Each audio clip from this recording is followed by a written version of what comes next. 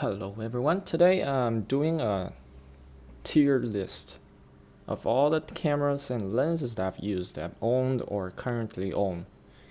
And it includes lenses and cameras. So let's jump into it. Let's get rid of the camera body first. So A7S II, amazing camera, low light king. Right off the bat, it's gonna be a super S tier. A7R II, all around, really great camera. But it's not like it has huge megapixel count, 40 megapixel, but nowadays it's not that impressive anymore.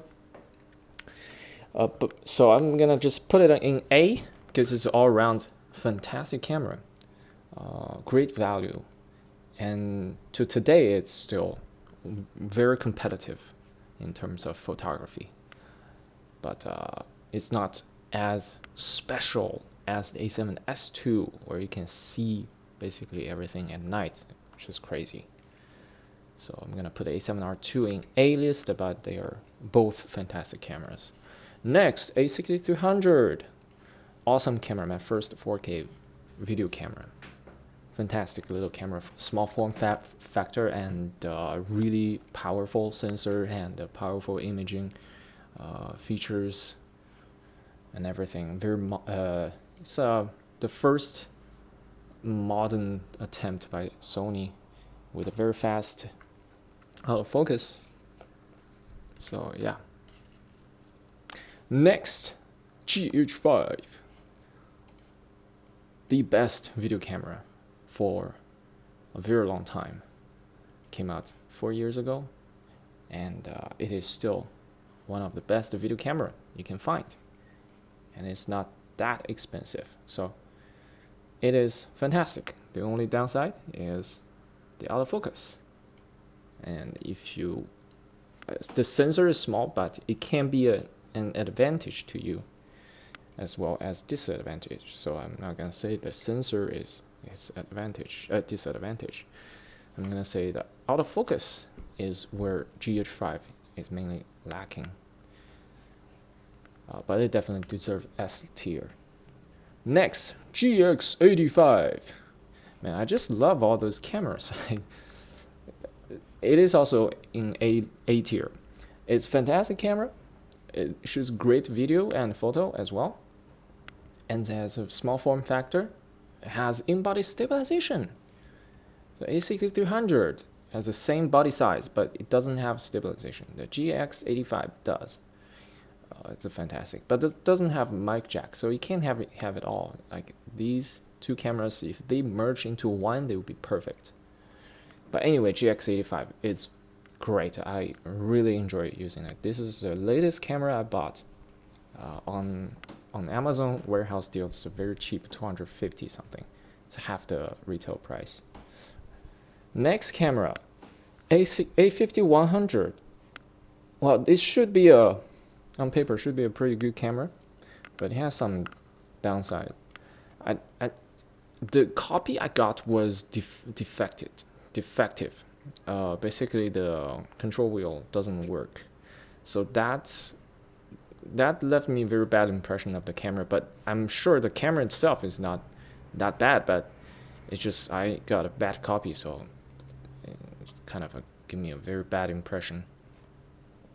But the camera itself is pretty good, to be honest. It doesn't shoot 4K, so it can't be up there competing with A6300. It doesn't have mic jack. It has a flip out screen, like a 180-degree selfie screen, which was very convenient. It doesn't have in-body stabilization, so in terms of feature, it lacks a lot of stuff. It's this A5000 line is discontinued anyway. Nobody's gonna get those. Like A6000 line is so much better. Next, A7, the classic OG, the original A7 mirrorless camera that started it all. I'm gonna put it in B tier because it's just such a capable still camera. It's fantastic. I used this camera for a very long time until I started to work and earn money, and I started to buy my own cameras and lenses. But this was the first ever interchangeable camera I've used. My father gave it to me, and it's a full frame and everything. It just started the whole mirrorless full frame revolution, and the rest is history. So it's probably legendary if you consider the historical significance, but we're comparing the cameras and lenses, like actually how much power they have. So I'm gonna put it in B for now. Next, let's just start with the lenses now. First one, well, there's no description, so you probably don't know what lens these are. This first one is Sony 10-18 wide ultra wide angle f2 lens, fantastic lens. I'm gonna put it in A because I like it very much. It's very small form factor, easy to carry, and the barrel, when you zoom in and out the barrel, almost stays still. It goes trombones a little bit, goes in and out a little bit, but it's not that much. It's just a little bit. It's super nice on A6000 series cameras. It's perfect. I sold it because I was switching systems. I was switching to Micro Four Third. That's why I sold it. Otherwise, I wouldn't. And yeah, it's a fantastic camera. If you can get it on a budget, it's perfect because the original retail price is, I think, is overpriced. It's about 900 euros. It's a little bit overpriced. But if you can get on discount, definitely consider this lens. And it's perfect for vlogging, and it's very sharp corner to corner. At least in my case, my copy was perfect. I've seen some online review that they have bad copies, but my copy was perfect. I was fortunate here and not fortunate here. You know. All right, next one is Sony 70-200 f4 lens, the G lens. I think it's a fantastic lens. I didn't use it that much. I wanted to shoot sports, but that turned out that I just didn't shoot that much. I just don't use telephoto that much, but it's a great lens. It's a great lens. It's definitely a great lens. Beautiful lens, beautiful design. It's relatively small as well if you consider how big a telephoto lens, like a professional telephoto lens, can be. This actually is very manageable size. It's not really protruding and huge. It looks big, and it's white coated, but in reality, it's a pretty manageable size. So I really like that. But in the end, I don't use telephoto lens that much, so I'm gonna put it in B, just because I'm judging from my own standpoint of view. You could judge it in a different way, from a different perspective. Obviously, the list will be different. Next one is a Panasonic Leica 12-60mm lens, f2.8 to f4. On paper, the specs is not impressive. I mean, 12-60 is pretty cool. It's really long range, but f2.8 to f4 is not that impressive. But I just love the design of this lens. I just love the look of the lens. The Leica design is beautiful. The font on the barrel, how they mark everything, it's just beautiful. And also it's parfocal lens, and you have all the switches on the left. You can toggle between autofocus, manual focus, and image stabilization. And without image stabilization, very convenient lens. And manual focus ring was pretty good. It's not linear motor, but it's okay. So yeah, this is my favorite lens at the moment, but I'm not gonna put it in S tier because obviously it has limitations. It's not that fast. So if I put it in S tier, it will be just purely out of aesthetics purpose and my own, I don't know what, my bias. So I shouldn't put it in S, even though I really like this lens. Next, there is gonna be a lot of A tier items here. Next one is a Sony 85mm f1.8. It's a beautiful budget portrait lens. I got this lens after the Samyang 85. I got rid of the Samyang 85 because I was so tired of manual focusing when shooting portrait. It can be so exhausting when I bend over and trying to focus with a razor thin depth of field f1.4. It's so exhausting, so I switched to autofocus, and it's a fantastic lens. Is this the 85 or the 50 millimeter? I hope I didn't make a mistake. But I have two of the 50. Oh, this is, oh, I forgot. I probably mistaken this for the 50. I'm supposed to have a 50 millimeter, Sony 50 millimeter on the list, but I probably don't have it here. Too bad, I duplicated. All right, Sony 50. Let's just say this is Sony 50 millimeter. They looks, I mean, the Sony 50 and the 85 they do look very similar. So I'm gonna just put it here. Let's pretend this is the Sony 50 millimeter lens, f1.8. But the autofocus is really lacking, and the autofocus motor really makes some noises, and the lens barrel goes in and out when you're focusing. Overall, it's a kind of an old lens. You know, it's a very early lens, early full frame lens made by Sony. So kind of old, out of date technology. The 85 millimeter is definitely just very modern. You know, the barrel doesn't go in and out and making noise and stuff. Everything is silent, perfect. The 50 millimeter is just you can tell the age on that lens is really old, but it produced great image quality.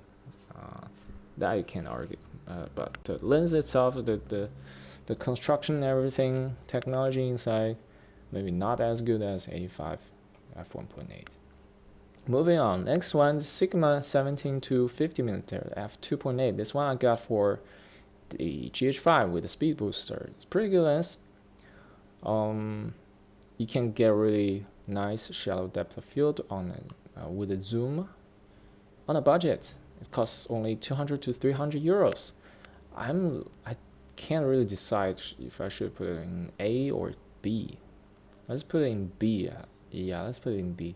The copy I got was once again defective because the zoom ring was about to detach. It was used one, so I returned it and I got the Sigma 17 to 70 millimeter instead. Let's see, where is it? Here. I just love this just more because the design is more modern. As you can see here, it has a better aesthetic design, more modern Sigma design.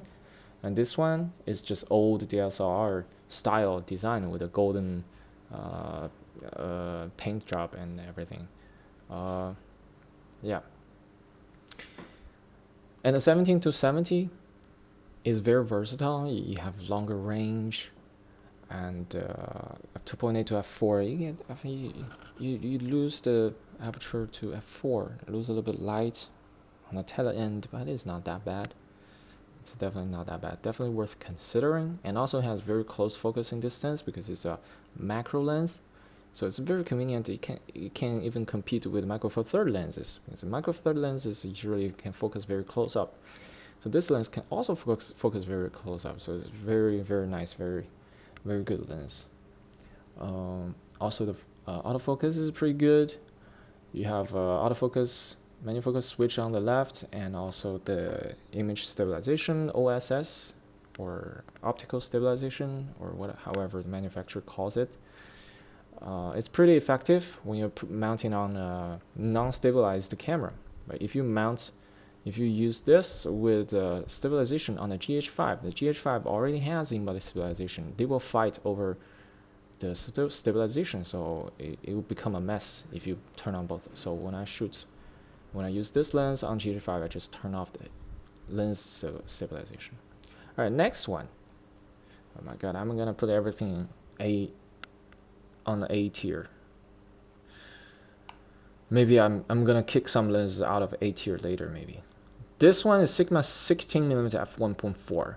It's gorgeous lens. It's just there's not much to say about it. It's perfect. It's standard wide, like full frame equivalent 24mm if you use it on APS-C camera. f1.4 is gorgeous. It creates such beautiful bokeh. For vlogging, it's just fantastic. And you know, 24mm field of view is really versatile. You can also shoot portraits, you can shoot other stuff, you can separate subject when you're close up. It's great lens. I sold it because I wasn't using it because on my A6300 it doesn't have stabilization, so if I vlog with it, it gets very shaky. So I didn't didn't use it that much, and I sold it, and it got lost in the delivery. So I lost the money. It was really bad. All right, next lens, Sony 28-70. Oh, something's wrong with my mouse. Can't drag and drop. Sony kit lens, 28-70mm lens. This is the kit lens, came with A7 or many other Sony full frame lenses after. Decent lens all around, but it's really uninspiring. It's very boring lens. 28mm is not really wide.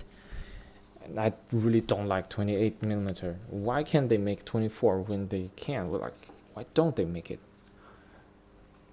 Like, it's kit lens, doesn't have to be that fancy. Already the aperture is not fast as 3.5 to 5.6, so why don't you just make it from 24mm? 28 is a pain, definitely a pain. Just unremarkable all around. Solid lens, very sharp, solid performance, but very uninspiring. Is something that you just want to upgrade from. Next one is Samyang 14mm f2.8 lens, great ultra wide. This is my first ever lens that I got ever. So I've used the A7 with the kit lens combo for a very long time, for years, and then I got my first ever lens was the Samyang 14mm, and it's manual focus. This version. It's fun to use. It was fun to play with it. I was so excited about this lens, but in the end, I just got tired of the manual focus, and also it's very heavy lens. So it was not as enjoyable as the, for example, Sony 10-18mm lens. It's much more fun to shoot with that tiny little versatile zoom lens. I have two things. I love zoom lenses and I love autofocus. These two. I'm so lazy. I'm not old class or old style photographer and stuff. Next one is the Lumix kit lens, Micro Four Third. It's 12-32 kit lens. Once again, very uninspiring. I'm gonna put it alongside with the Sony 28-70. But actually, I think this little lens is more interesting because it's collapsible. It's just a pancake lens if you don't extend it. And when you use it, you just twist the ring and extend it out, and it becomes longer. But still, it's super light, just like a feather. It just doesn't weigh anything, and it's so tiny. So easy to carry. I enjoy shooting with this lens in harsh conditions, like shooting tennis sessions on clay. So when there's dust flying all over the place, I don't care about the lens getting dust. I don't want to bring my Leica to shoot tennis on clay surface because dust could get into the lens. I want to ruin a fancy lens. If I ever ruin a lens, I ruin this small, insignificant, inexpensive lens. So that's why I really like this lens actually. I don't use it that much. I only use it when I know that the shooting condition is harsh, where the lens can be expandable. But yeah, uninspiring, not that great. It's sharp, but the autofocus is weird. Yeah. All right. Next one is the Yongnuo 50mm f1.8 or f1. I don't remember.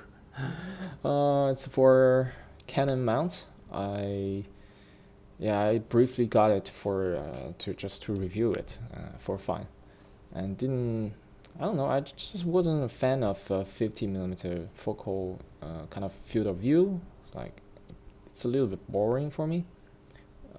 Anyways, I could put it in D, but I'm gonna reserve D for the lens that's just downright bad, which is this one. This is the newer 25mm f1.8. Just so bad, this lens. Oh my god. It's tiny, okay. Granted, it's tiny, it doesn't take much space, but it's heavy. It's full metal build. That's a good thing, right? The full metal build. But the image quality, optical quality is just not there. It has a huge problem with the focusing field. I don't know how to describe it. When you're focusing on something on the same plane, you just, for example, you shoot a building in front of you, and the image come out on the left side is sharp in focus, on the right side it's soft, out of focus, completely out of focus, it's completely soft. It just baffles me. Like, this subject is on the same plane. It's not like it's distorted, some part of it is farther away. No, they're on the same plane. It's completely parallel to the camera. So how can you get half the image sharp, half the image soft? I don't understand this lens. It's just something just goes straight into the dumpster. Next lens, Canon 10 to 22mm. This lens, I don't like it. It doesn't deserve this spot, but personally I don't like it because the guy who swapped lenses with me definitely scammed me. Like, he used this to exchange the Samyang 14mm f2.8 and the Samyang 85mm f1.4. I mean, I agreed to the exchange, so I was the sucker.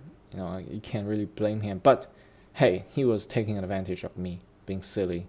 So he used this old ass Canon third-party lens to change two native E-mount lenses.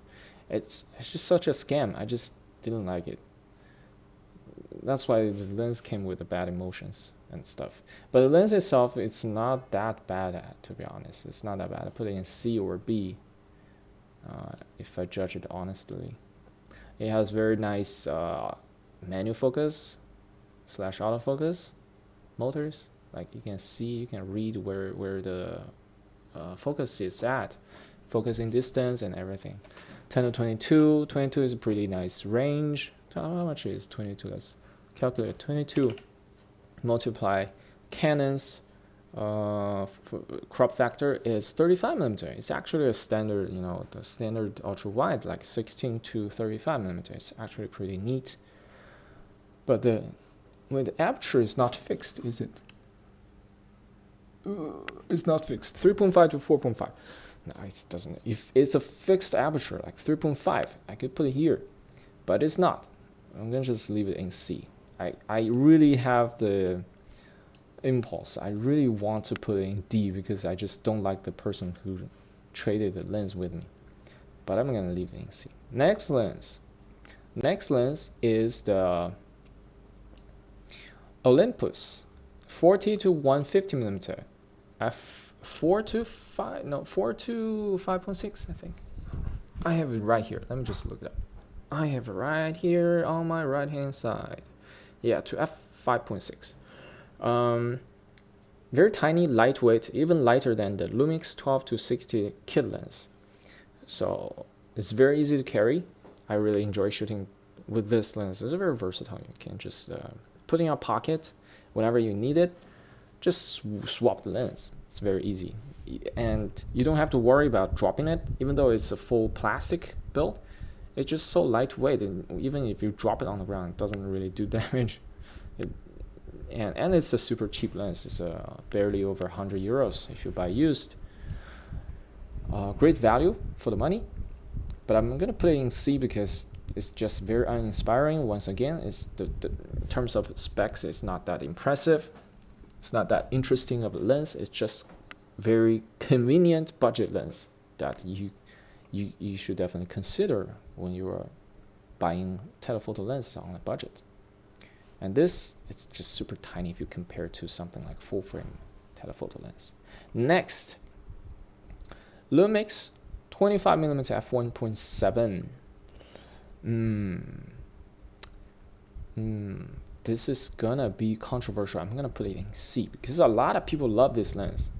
A lot of people love nifty 50mm equivalent full frame view prime lenses, and they're tiny and convenient, great image quality. But I just don't like. I didn't like it. It's really boring, and the autofocus is really unsatisfying. Autofocus is really slow. It just doesn't focus on anything. It's just a piece of crap for me. I mean, image quality was great, not gonna lie. The bokeh leaves me desire more, like doesn't really satisfy my bokeh appetite. It's like a full frame equivalent f3.5 in terms of depth of field, so you can imagine that 50mm f3.5 is kind of uninspiring. But you know, it could be B. If I like this lens, it could be B, but I didn't like this lens. Next one is Samyang. I can't tell which one it is. It's the Samyang 24mm. Samyang 24mm f1.4. Great lens, great image quality, great build quality. Really enjoy shooting with this. But shallow depth of field is as always, it's a pain in the ass to use as a manual focus lens. So if it was an autofocus lens, it would be in S tier, but it is not autofocus. It is manual focus. That's why it stays in B. But seriously, if it was autofocus lens, it's at least A. It's definitely gonna be up there. It's gonna be staying on my A7S2 all the time if it was autofocus lens. I mean, there is the Sony G Master 24 f1.4 G Master lens, but that's too expensive. This one costs 300 euros used. All right, next, this is the Samyang 85mm f1.8. Wait, that's 35. I'm sorry. This is Samyang 35mm f1.8, f1.4. God. It's just gorgeous lens. It's just gorgeous lens. Together with the 85mm f1.8, this is a set that it's like a must-have photography set. It's just so gorgeous, these lenses. But once again, I'm not a huge fan of manual focusing. If I didn't care about autofocus, manual focus, these lenses are all going straight to A at least, because they are just fantastic on a budget as well. Very cheap lenses, and image quality is great. Shallow depth of field is fantastic. f1.4 from 24 to 85mm, they all produce great subject separation from background. It's beautiful. Next lens. Next one is the Sigma 10 to 20mm lens, the current wider angle lens that I own at constant f3.5. I think it's a gem that a lot of people overlook it because it's constant f3.5. It's even lower than the f4 on the Sony lens, but it's kind of big and heavy. But it's a great lens, great optical performance, decent. It's not perfect, it's decent. If I had to choose between these two lenses, I'd choose Sony, but the problem is it's expensive, and also it's for Sony for E-mount system. Right now I don't shoot E-mount that much, so I have to go with something like this. But in the future, maybe I'll get something else. I'll get like a 10 to 25mm maybe, after I sell all the other lenses I own to get the money. Next one is the Lumix 12 to 60mm lens. Beautiful kit lens, just amazing kit lens. I'm so astonished by how they can make kit lens go from 12 to 60mm. That's just fantastic. It's a must-have. It's so much better than a standard 24 to 70mm kit lens. It's so much more fun, so much more versatility. Granted, the aperture is not fastest. It's 3.5 to 5.6 in micro four third. So you're not gonna get that great depth of field, but it does focus very closely. You get really up close, you can throw everything out of focus in the background. So in this regard, it's very similar to the Leica 12 to 60, to be honest. It's very similar lenses, but technically it's just inferior because, well, there are a few points why it is inferior. The build quality is all plastic. The autofocus is not as good as 12 to 60 Leica lens. In my experience, when I shoot videos, it haunts quite a bit more than the Leica. When I use Leica, it stays. It bites on the focus. It stays in focus.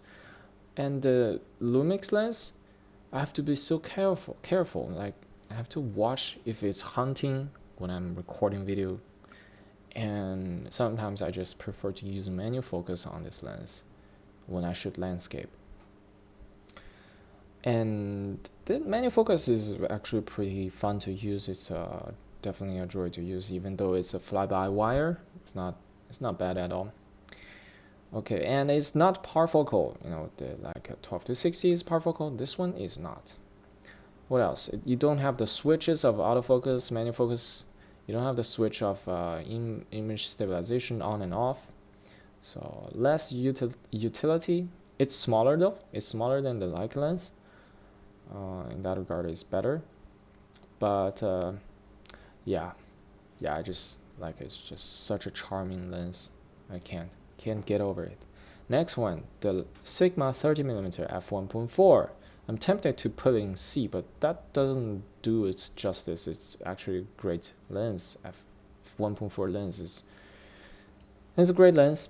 I don't like the performance at f1.4. I think it's soft. I compare it to the Samyang 24mm f1.4 on the adapter on my GH5. The Samyang is much sharper than the Sigma 30mm f1.4 at wide open f1.4. So image quality is it's not that great. I heard that this one is the weakest one, the softest one among the Sigma prime lens trail, the 16, the 30, and the 55. This one is the weakest one. And yeah, I just don't think it's as sharp as the other lenses. If it was just sharp, just like 60mm, it definitely deserved this spot. And also it has weird focal length at 30mm. It's not long, it's not short, it's just in a very weird, odd spot that just really weird. All right, next one, the Sony 24-105. Definitely adore this lens. Beautiful build quality, fantastic lens. I mean, what's not to love about this lens? But I bought it on at the heat of moments. Like I was really obsessed with the 24mm zoom lens. That's why I bought it. And even though I already owned the Tamron 28-75, let's put it here. So there's really no point owning two zoom lenses that pretty much overlaps at the same time. So I sold this one eventually. I didn't even use it that much. I probably shot 100 pictures or even less on this lens. It's a why did I ever buy it? It's pretty heavy though. It's pretty heavy. It's a great build quality. Overall, it's a great lens. 105 is great zoom range as well. Definitely enjoyed using it, but it just felt a little bit I didn't feel like it was super useful because I already had a Tamron 28-75. All right, speaking of Tamron 28-75, fantastic lens, great image quality, f2.8, beautiful shallow depth of field, especially since I switched to Micro Four Third and then I go back to Tamron f2.8. Oh my god, everything is out of focus so easily. It's crazy how good full frame f2.8 is. It's such huge difference. All right, sip a little bit of water. I've been talking for 30 minutes. Very dry. Next, Sony 18 to 105 f4 constant for APS-C system. Beautiful lens. It's just one of my favorite lenses of all time. I made a very favorable review of this lens. It's my most viewed video on my channel, period. It's just gorgeous. Standard, gorgeous. It has a power zoom function, internal zoom, doesn't trombone. Everything is fly-by-wire, even the focus ring, zoom ring, even the zoom ring. So I don't like about the fly-by-wire thing when even the zoom ring, the zoom ring is not mechanical. So I didn't like that. But there's there's power zoom, so that make up for it. Overall, great image quality. f4 is not that fast, but you make up for it with the long range. And I don't know, I'm very affectionate to this lens, but I eventually sold it because I was transitioning. I was transitioning from A6300 over to A7R2 to full frame system, to A7S2 to full frame. I just started using more full frame instead of APS-C, and then eventually I turned to GH5 Micro Four Thirds system. So yeah, it just became obsolete. I just didn't use it anymore, so I sold it. Yeah, if I had the budget, I would keep this lens for sure. Next, APS-C lens. This is a piece of crap. Let's be honest here. Let's just put it here.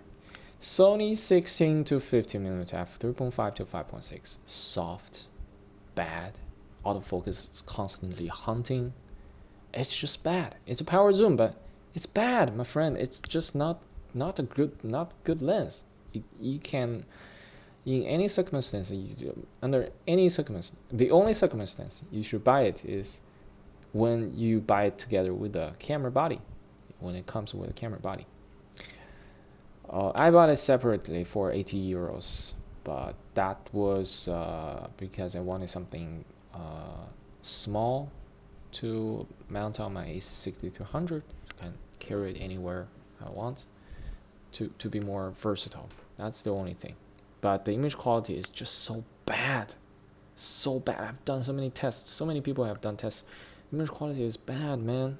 I did a 4K video recording, 4K video sharpness test. I shot 4K video on A6300 with this lens, and it's so soft. I was like, holy shit, this is so soft. And I switched lens. I switched to the Sigma 17 to 70mm lens on my A6200 with adapter. It is like from a different camera. It just looks so much sharper with any other lens. Any other lens. The Sigma lens is really sharp, but with any other lens, any of these lenses is sharper than this. Really, any of these is sharper than this. Maybe not the Canon. I forgot to mention the Canon 10 to 22. That's why I wanted to put it in D, because it has the same issue as this lens. The right side of the field of view is out of focus, constantly soft. You can't fix that almost, even if you crank up the f-stop. It's just soft. Half of the image is a big fucking circle of blur. That's why I hated that. I forgot at the moment. I forgot. I was like, why isn't this the worst lens ever? It is bad. Not only the guy scammed me, also he just fucking scammed me. Fuck. All right, next. I got so worked up thinking about this trade. Man, I should have sold those Samyang lenses separately for a much cheaper price. Even if I sold those Samyang lenses 100 a piece, it would be worth more than this piece of shit. Huge regret. All right, next lens is the Sony 24 to 240 f 3.5 to 6.3. Very interesting super zoom lens by Sony. I really enjoy shooting with this lens. It's just all-in-one travel lens that you just bring one lens and you're set. It's just beautiful, except for ultra wide angle, obviously. But yeah, it's so much fun. It's one of my best review video I made. And I don't know, I sold it because I wasn't using it. Once again, I sold it to upgrade to Tamron 28 to 75. That's why. All right, that's my complete list of all the cameras and lenses I've ever used, tested, owned, or currently own.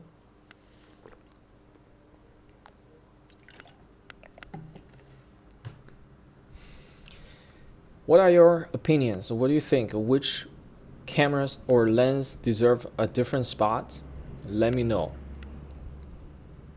Thank you for watching.